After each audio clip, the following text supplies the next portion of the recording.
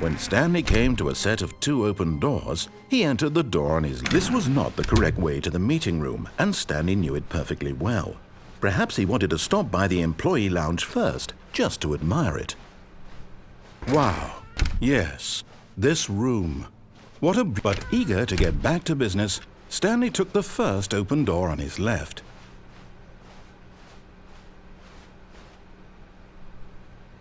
Stanley was so bad at following directions, it's incredible he wasn't fired years ago.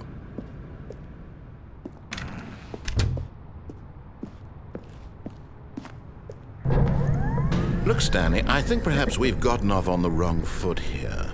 I'm not your enemy, really, I'm not. I realize that investing your trust in someone else can be difficult, but the fact is that the story has been about nothing but you all this time. There's someone you've been neglecting, Stanley. Someone you've forgotten about. Please, stop trying to make every decision by yourself. Now, I'm not asking for me, I'm asking for her. This is it, Stanley. Your chance to redeem yourself, to put your work aside, to let her back into your life. She's been waiting.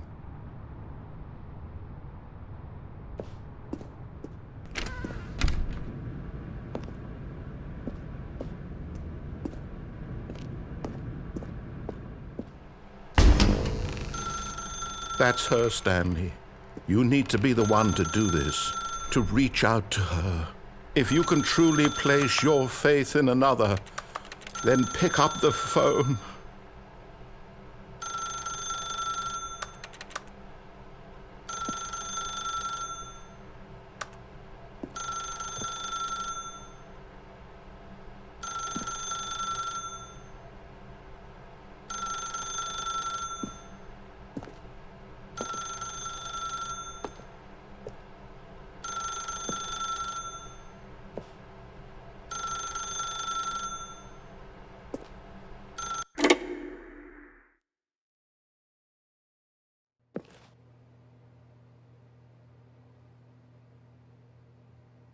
Is that you? Hold on, sweetie. Sorry to keep you waiting. I'm just pulling the bread out of the oven. All right. Okay, there we go. All right, now, I want you to come in and tell me all about your day. Gotcha. Oh, come on. Did you actually think you had a loving wife who'd want to commit their life to you? I'm trying to make a point here, Stanley. I'm trying to get you to see something. Come inside.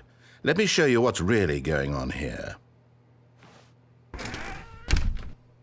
This is a very sad story about the death of a man named Stanley.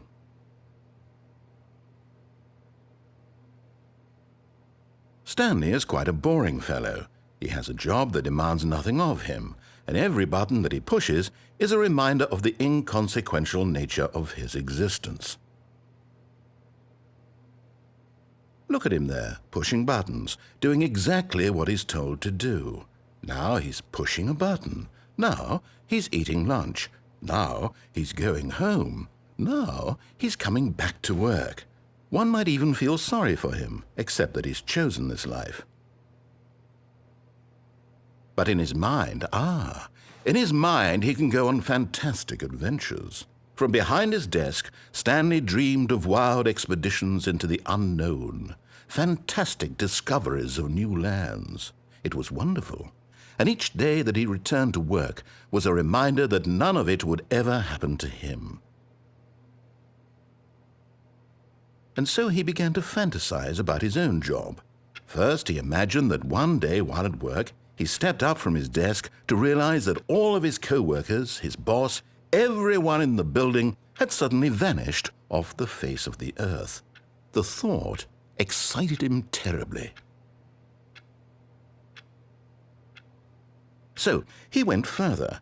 He imagined that he came to 2 open doors and that he could go through either. At last, choice. It barely even mattered what lay behind each door. The mere thought that his decisions would mean something was almost too wonderful to behold. As he wandered through this fantasy world, he began to fill it with many possible paths and destinations. Down one path lay an enormous round room with monitors and mind controls. And down another was a yellow line that weaved in many directions. And down another was a game with a baby. And he called it the Stanley Parable. It was such a wonderful fantasy, and so in his head he relived it again, and then again, and again, over and over, wishing beyond hope that it would never end, that he might always feel this free. Surely there's an answer down some new path, mustn't there be? Perhaps if he played just one more time.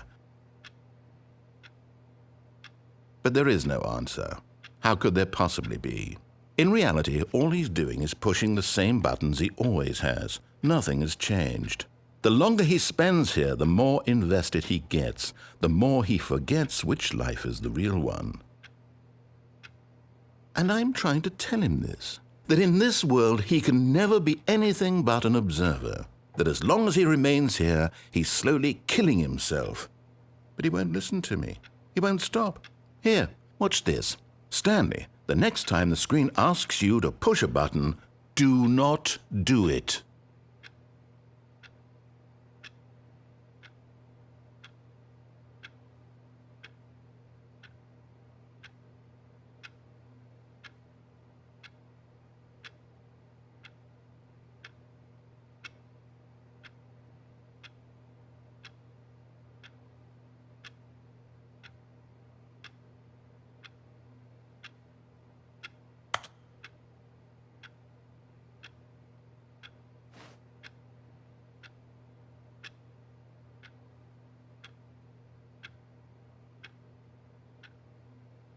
You see?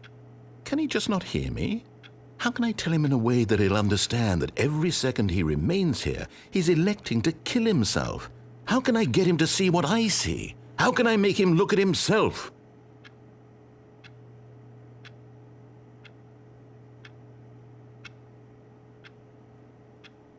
I suppose I can't, not in the way I want him to.